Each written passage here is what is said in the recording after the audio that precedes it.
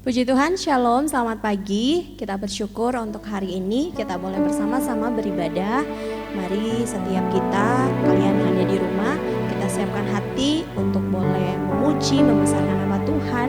Bahkan kita akan diberkati lewat kebenaran firman Tuhan. Mari kita siapkan hati kita. Sebelumnya meminta kita semua berdiri, yang ada di rumah meminta untuk berdiri. Kita mau mendasarkan ibadah ini pada satu pengakuan bahwa pertolongan kita adalah di dalam nama Tuhan yang menjadikan langit dan bumi, yang tetap setia untuk selama-lamanya dan tidak pernah meninggalkan perbuatan tangannya. Kasih karunia dan damai sejahtera daripada Allah Bapa kita dan dari Tuhan Yesus Kristus menyertai kita sekalian. Amin. Silakan mengambil saat teduh.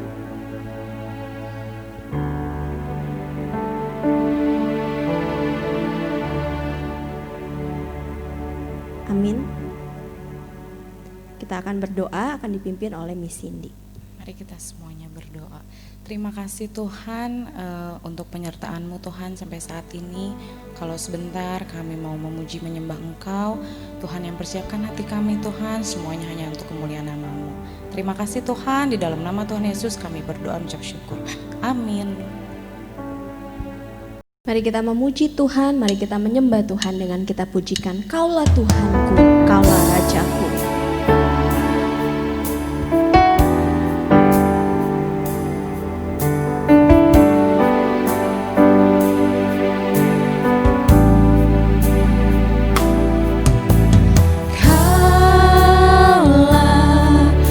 Tuhanku, Kaulah Rajaku, Kaulah Rajaku, Kau yang termulia di bumi dan di surga, di bumi dan di surga. Sama-sama katakan, ku sembah Kau Tuhan, ku sembah Kau Tuhan, ku sembah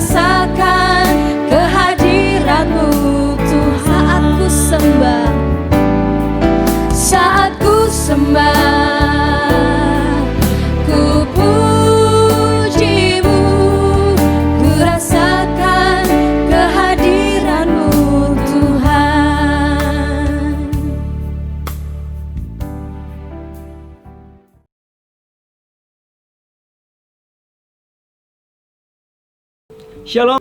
Bersyukur sekali hari ini Koko masih berikan kesempatan untuk boleh menyampaikan kebenaran firman Tuhan buat teman-teman semua.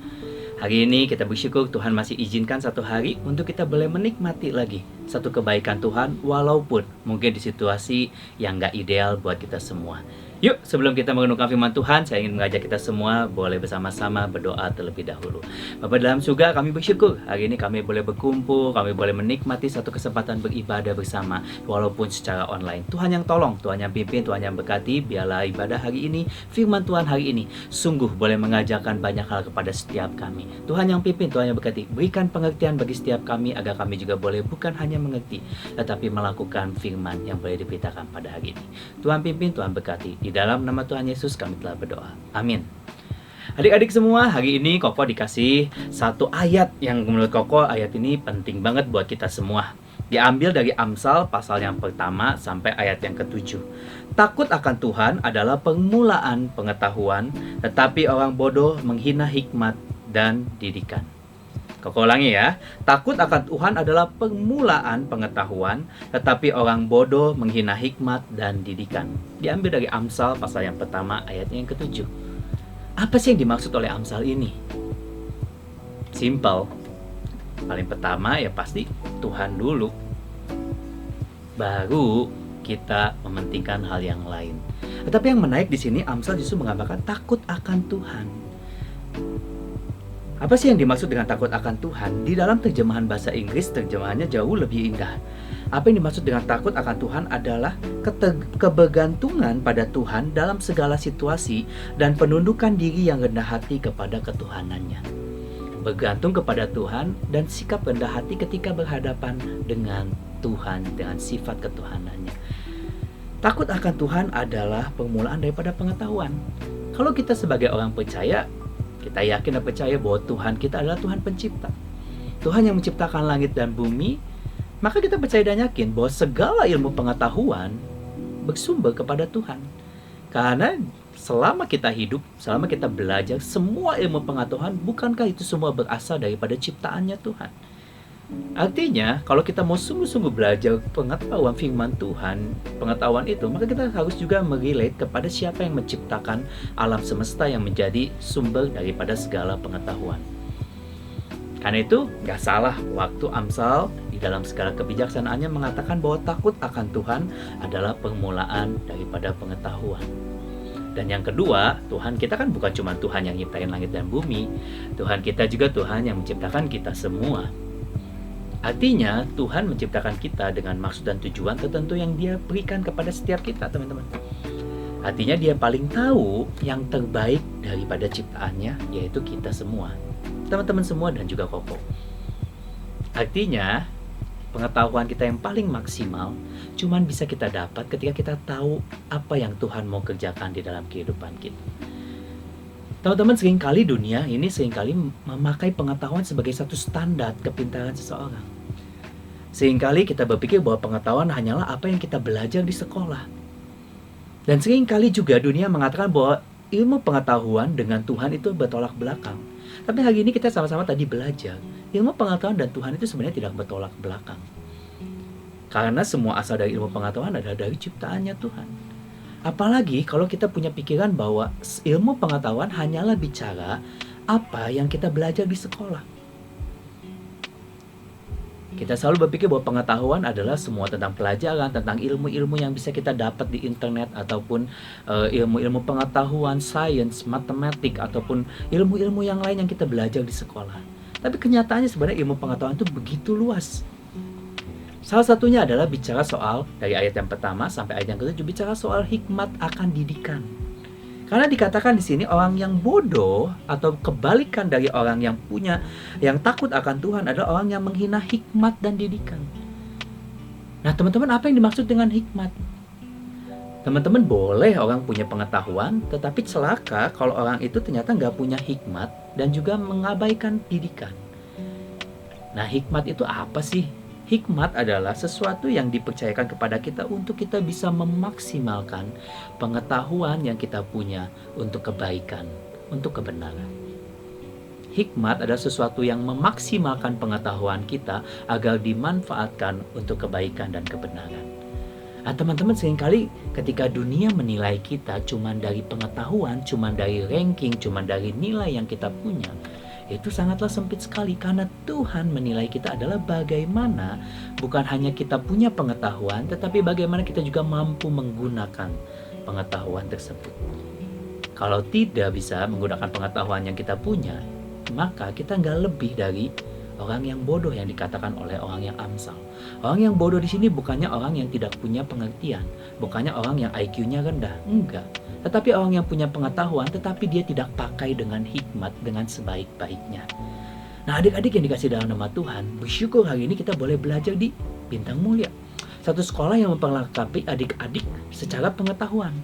Tetapi yang kenyataannya, apakah kita sudah gunakan pengetahuan yang kita punya untuk kebaikan dan kebenaran? Seringkali kita pakai pengetahuan justru untuk menyombongkan diri kita.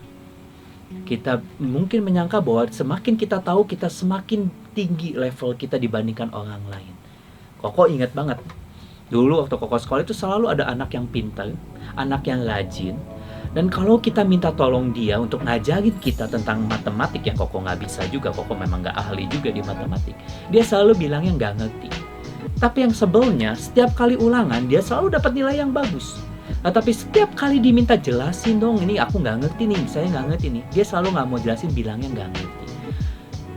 Dia punya pengetahuan, tetapi secara pribadi dia nggak punya hikmat. Dan sayang sekali, banyak sekali orang di luar sana punya pengetahuan yang baik, tapi nggak punya hikmat. Contoh, ada orang yang punya kemampuan pinter banget, dia bisa sampai ngerakit bom. Tapi celakanya, dia tidak punya hikmat menggunakan pengetahuannya. Dia pakai kemampuannya di dalam kimia, dalam merakit bom, hanya untuk melukai orang lain. Sehingga penting sekali adik-adik, bukan cuma berpusat kepada seberapa banyak pengetahuan yang kita punya, tapi kita juga perlu tahu dengan mengenal Tuhan kita, pengetahuan itu harus kita gunakan dengan hikmat. Untuk apa? Dan yang kedua, adik-adik, pengetahuan bukan bicara soal apa yang kita belajar di sekolah saja. Bukan aja apa yang kita belajar di buku-buku pelajaran. Tetapi ternyata pengetahuan bisa kita dapat dari apa? Yang namanya didikan. Sepanjang kitab Amsal akan bicara soal hal ini. Soal didikan, soal pengajaran, soal pengalaman-pengalaman orang yang menceritakan agar kita yang lebih muda tidak melakukan kesalahan yang sama seperti apa yang mereka lakukan.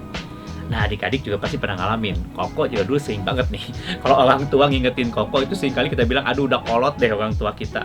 Kalau guru ingetin, aduh itu zamannya udah beda deh bu, gitu. Secara satu sisi betul, mungkin zaman kesusahan yang dialami orang tua kita beda dengan apa yang dialami kita. Apa yang dialami oleh guru kita dulu beda. Bahkan mungkin apa yang dialami Koko juga beda banget sama apa yang dialami sama teman-teman. Tapi teman-teman sadar atau nggak sadar, di dalam kehidupan kita nanti setelah dewasa, kita baru menyadari bahwa beberapa hal yang orang tua kita ajarkan yang dulu kita anggap kolot, itu ternyata menjadi suatu hal yang sangat berarti buat setiap kita. Teman-teman, seringkali kita menganggap remeh didikan orang-orang yang lebih senior. Kita seringkali mengatakan bahwa mereka aduh cerewet banget sih. Tapi Koko juga baru menyadari. Kapan Koko menyadarinya? Waktu Koko sudah masuk dunia kerja, waktu Koko sudah mulai berinteraksi dengan orang-orang di luar sana, Koko baru sadar apa yang diajarkan oleh orang tua Koko, almarhum papa Koko, oleh mama Koko. Mereka mengajarkan suatu hal yang justru membuat Koko lebih punya pengetahuan dibandingkan hanya sekedar pengetahuan yang Koko belajar di tempat kuliah. Karena itu penting banget. Pengetahuan yang kita punya bukan hanya pengetahuan yang kita pelajari di sekolah atau di dalam dunia pendidikan, tetapi bisa juga pengetahuan-pengetahuan itu adalah ilmu-ilmu tentang hidup, tentang pengalaman-pengalaman yang boleh pernah dialami oleh orang tua dan juga guru-guru kita. Ambil yang baiknya. Kadang-kala juga pengalaman mereka juga nggak semuanya berguna juga, tetapi mungkin suatu saat nanti kita baru menyadarinya bahwa itu adalah pengalaman yang berguna. Sehingga Amsal mengingatkan sekali lagi kepada kita semua, Koko bacain di ayat yang tadi, yang baru saja kita bacain bersama-sama, kita bacain lagi. Takut akan Tuhan, kebergantungan kepada Tuhan, dan juga penyerahan diri kita di dalam kerendahan hati bahwa Tuhanlah yang punya segala ciptaannya, adalah permulaan dari pengetahuan. Tetapi orang bodoh gak ada Jangan sampai kita jadi orang bodoh, menghina hikmat karena tidak mampu menggunakan pengetahuannya dengan baik, dan juga didikan karena meremehkan ajaran yang diceritakan kepada dia, baik melalui orang tua, baik melalui guru, ataupun melalui orang-orang yang mengajarkan satu teladan hidup kepada kita yang mungkin saat ini kita nggak mengerti. Teman-teman, tiap kali ada didikan, tiap kali ada pengetahuan, tiap kali kesempatan kita dapat dua hal ini, mari kita tanya, apa yang bisa kita lakukan dari apa yang kita dapat, apa yang kita punya untuk mendatangkan kebaikan dan kebenaran di dalam kehidupan kita. Takut akan Tuhan adalah permulaan pengetahuan, tetapi orang bodoh menghina hikmat dan didikan. Mari kita berdoa. Bapa dalam surga, terima kasih hari ini kami boleh mendengarkan satu kesempatan. Tuhan, kami gak mau hidup cuman gitu-gitu aja. Kami gak mau hidup cuman sia-sia aja. Bahkan kami gak mau hidup cuman ulang kali masuk sekolah, dengerin apalagi lewat Zoom, dengerin orang bicara, terus belajar matematik, dan tahun depannya waktu naik kelas kami udah lupa semuanya. Bahkan mungkin kami sudah lupakan apa yang kami pelajari dulu karena kami gak pernah pakai pengetahuan yang kami punya, kemampuan yang kami punya. Pengetahuan baik di luar daripada dunia sekolah kami boleh pakai untuk mendatangkan kebaikan dan kebenaran bagi kemuliaan Tuhan.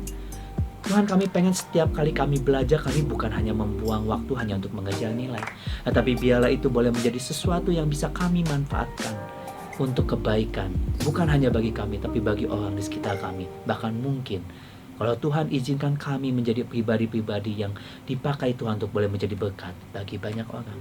Tuhan tolong, karena kami percaya semuanya dimulai dari sikap di mana kami menyandarkan kehidupan kami kepadamu, dan juga kami sungguh-sungguh hidup di dalam kerendahan hati bahwa Tuhan, kita tahu segala sesuatu.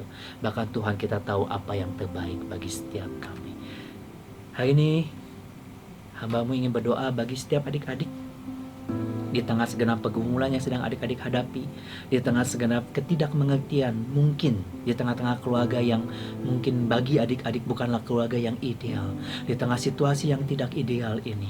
Kau begitu rindu, biarlah adik-adik boleh menikmati terus kehadiran Tuhan, dan juga boleh menikmati setiap proses belajar mengajar. Bahkan adik-adik juga bisa mempunyai hikmat dengan bagaimana menggunakan apa yang adik-adik punya, apa skill, talenta yang adik-adik punya untuk kebaikan bagi banyak orang, secara khusus bagi diri adik-adik semuanya. Kiranya Tuhan yang boleh pimpin, Tuhan yang boleh berkati. Di dalam nama Tuhan Yesus kami telah berdoa. Amin.